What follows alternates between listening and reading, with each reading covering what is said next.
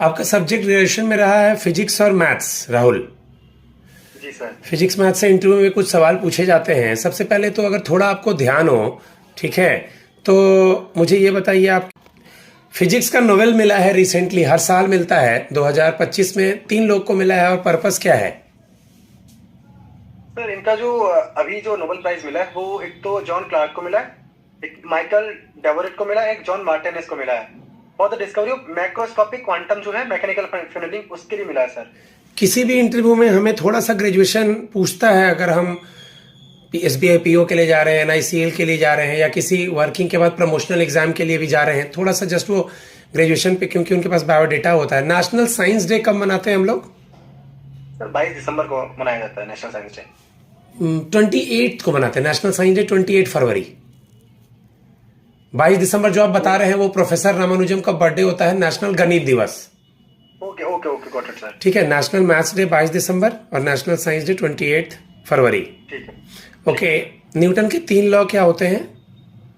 Sir पहला जो law है वो लॉ ऑफ इनर्शिया है कि जो जगह जहां पे रहेगी वो वहीं पे रहेगी जब तक उस पर फोर्स ना लगाया जाए। सेकंड फोर्स है कि जो फोर्स है वो इक्वल प्रोपोर्शनल है फोर्स के मास के, और इनवर्सली प्रोपोर्शनल है उसके सॉरी सर, जो भी चीज है उसका जो डायरेक्टली प्रोपोर्शनल है फोर्स के और इनवर्सली प्रोपोर्शनल मास के जो फोर्स लगता है। और जो थर्ड लॉ है वो जिस चीज पे जितना हम वो फोर्स लगाएंगे उतना ही हमें इनवर्सली रिएक्शन मिलेगा। इंडिया में CV रमन जी को भी नोबेल प्राइज मिला था, तो रमन इफेक्ट क्या था पता है?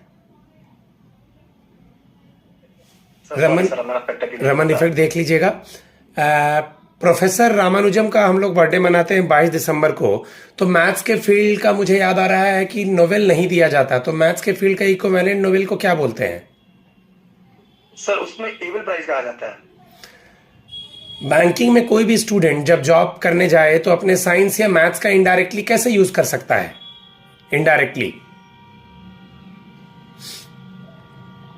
क्षमता होती है जो हम जब क्वेश्चंस करते हैं, जो थ्योरम्स लगाते हैं, जो सोचने समझने की स्थिति होती है, वहां पे जब कस्टमर हमारे सामने आता है उसे कैसे टैकल करना होता है, क्योंकि डाइवर्सिफाइड कस्टमर आता है हमारे पास। जब डाइवर्सिफाइड कस्टमर आएगा तो हमें सोचना पड़ता है कि हर कस्टमर को हम एक तरीके से हम नहीं चला सकते।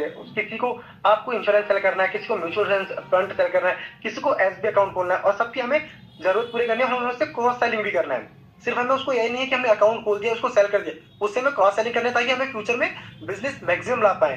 तो सर मैक्सिमम मुझे लगता है ये यूज हो सकता है। Okay okay, my number is 7503235358 for जो इंटरव्यूज चल रहे हैं इंश्योरेंस और बैंकिंग के और आने वाले इंटरव्यू के लिए। Thanks a lot.